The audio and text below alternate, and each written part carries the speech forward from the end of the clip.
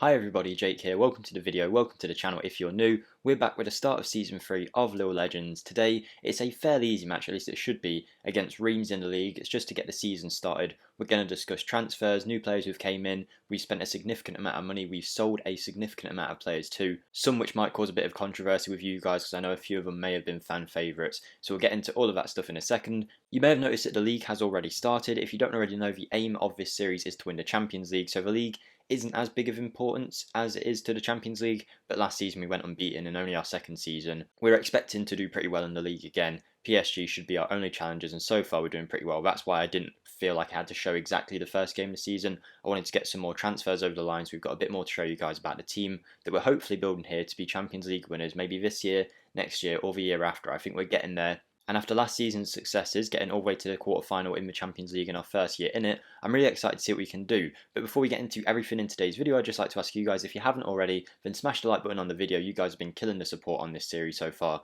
Never expected it to do this well. I say it in every episode, but it really does mean a lot. So if we can aim for 40 likes yet again, that would be awesome. Feel free to drop a comment down below as well. If you want to chat, it's always nice to hear from you guys about this series or about anything in general. If you want to put something but you don't know what to put, just put Renato Sanchez or Renato, whatever you want to put. Just helps the video in the algorithm, as does liking the video. And if you haven't already, then subscribe and hit the notification bell. We're very close to 2,000 subscribers on the channel now, which is crazy to think about. And the notification bell will hopefully help you guys too, because my schedule isn't very consistent, so at least if you hit the notification bell you won't miss out on any of my videos. A lot of uni stuff going on and things like that, so I can't always record, and of course with the off season in this series as well I have to do a lot of transfers, so it takes a bit longer. But here we are, we're ready for the start of Season 3. Let's go into the transfers. Hopefully you guys don't kill me for the deals that we have made, but firstly I'll just show you that if we go to finances, we're doing pretty well financially. We've got £40 million in the budget and £1.2 million as the wage budget. We're doing pretty well. £50 million in the bank is obviously great. Our club wasn't in that good financial health when we first joined.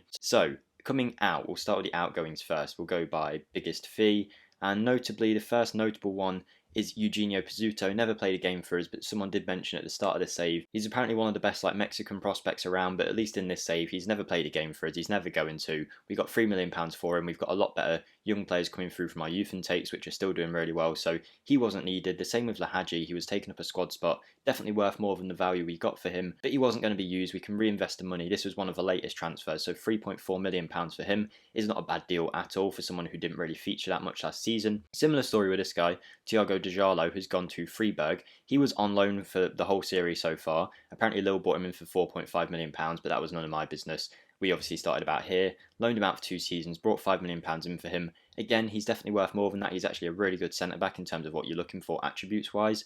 But again, never played, going to pull in £5 million for a player who we're never going to really worry about. So I think that was a good bit of business. Then we get onto a few more of the controversial sales. So I know a lot of people will be annoyed that we've sold Timothy Weah because he is quite like a star in the American national team, or at least he's about to be. I don't know the exact details of it all. But yeah, we sold him for only £10 million.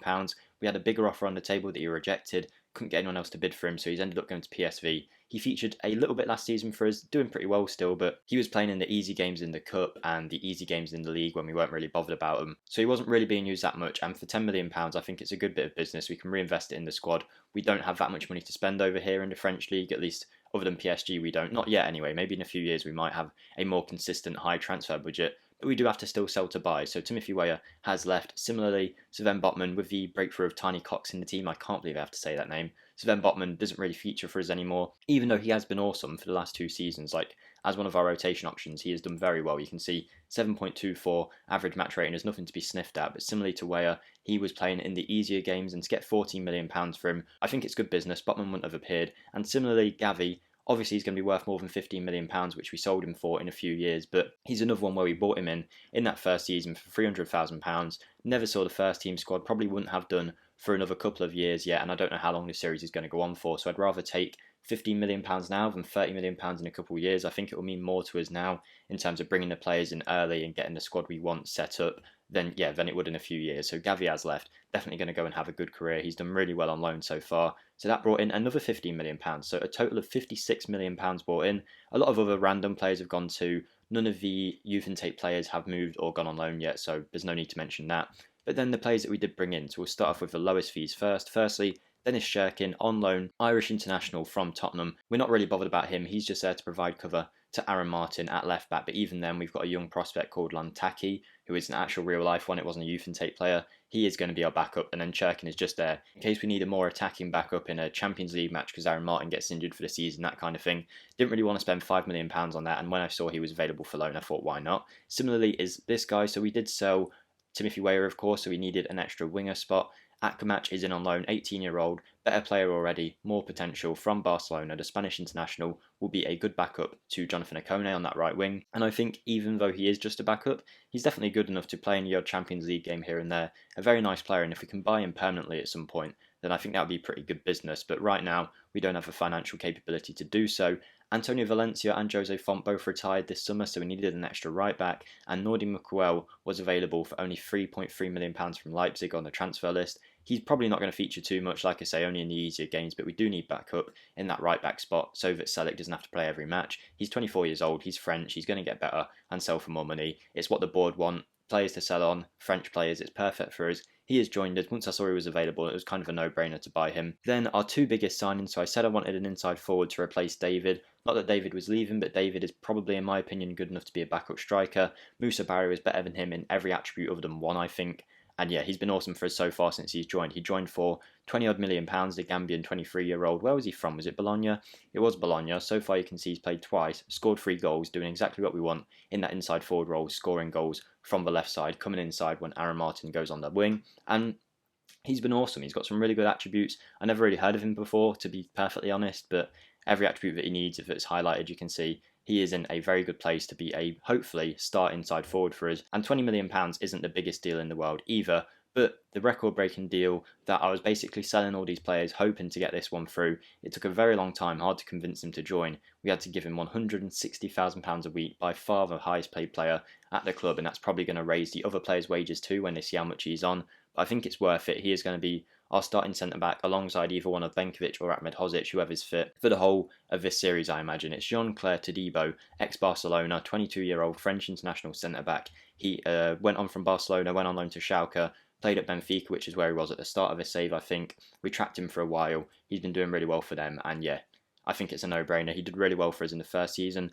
Better ball-playing defender than Ahmed Hodzic, so he is going to be our ball-playing defender, because that's just where we've paid this much money for him, we may as well use him in his best position. So Ahmed Hodzic and Benkovic will fight for that other centre-back role, which I think will be Ahmed Hodzic for now, but Benkovic will get a fair amount of games, no doubt about that, and whoever's in the better form will play. And so far they've both done really well. Todibo's only just joined recently, so he's only played one match, but we'll get to see them all in action today. That is all the transfers that we've done so far. There is still a bit of time left in the transfer window, potentially looking at another central midfielder, so we'll see how that gets on, but you can see friendlies went really well. The Community Shield equivalent in France, the Trophée de Champion against AS Saint-Etienne, we won 3-1. It was a quite easy match, to be honest. The goal they scored was nothing really to shout home about. Another friendly win. Then in the league so far this season, we have been superb. A 3-1 win away to Montpellier.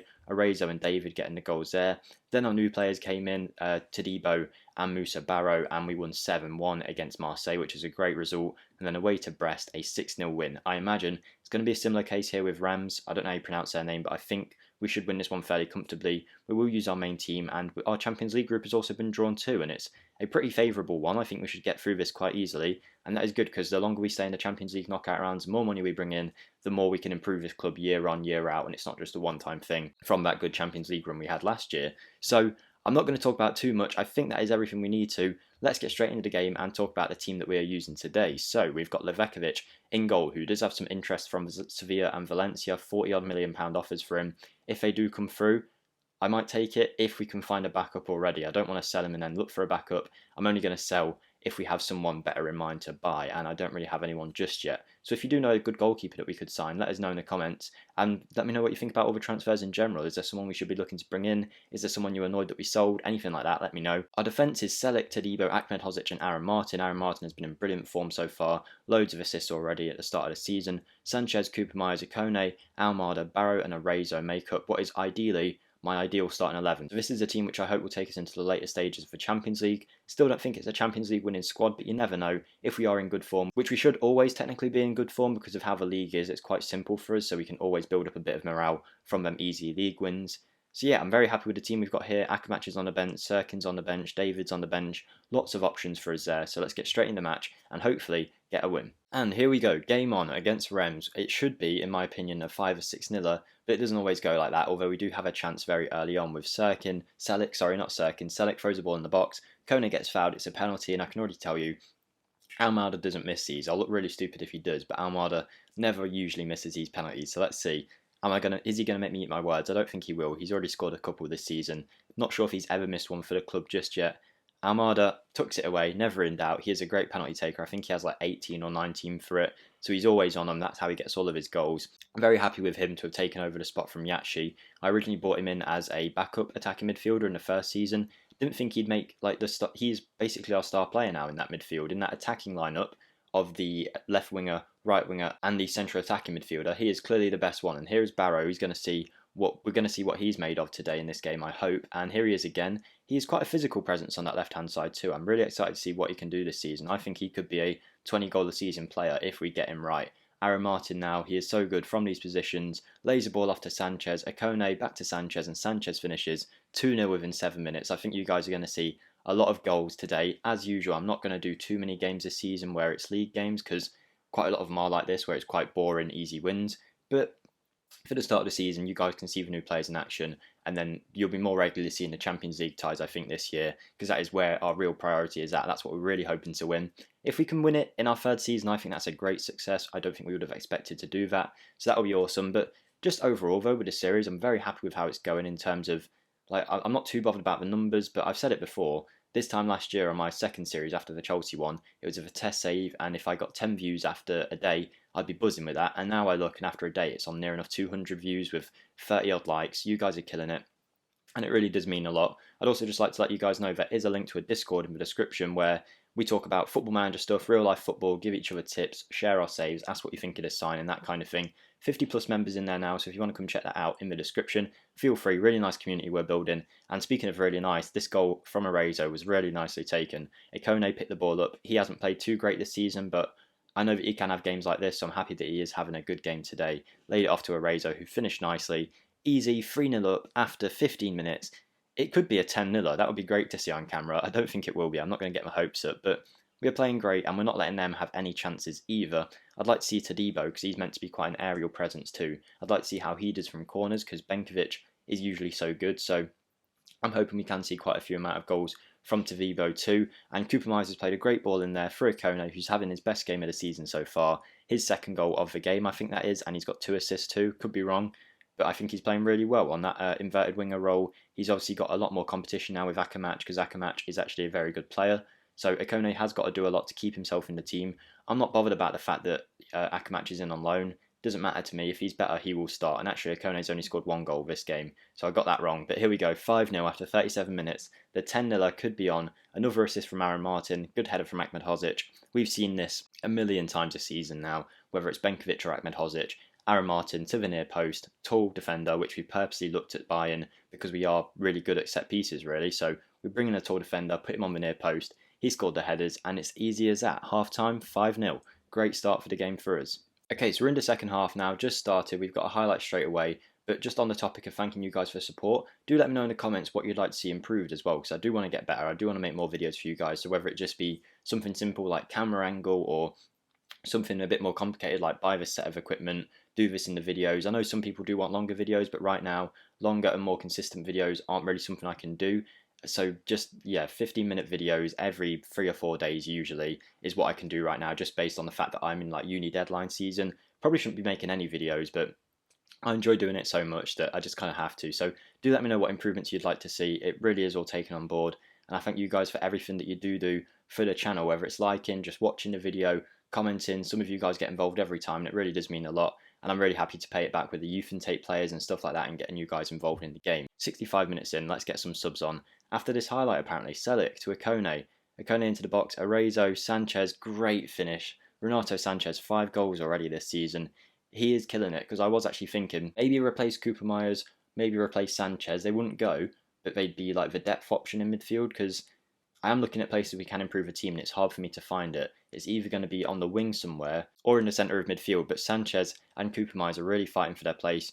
Deep line playmakers are a bit easier to come across, so maybe we will see Cooper Myers be replaced. He's not as good as I thought he would be. If there are better players out there, and there might be at this point, because you do get the regens coming in now, start of season 3, some good regens will be like developing into good players about now, and you do get quite a lot of deep line playmakers usually, so that might be interesting to see if there are any on the market.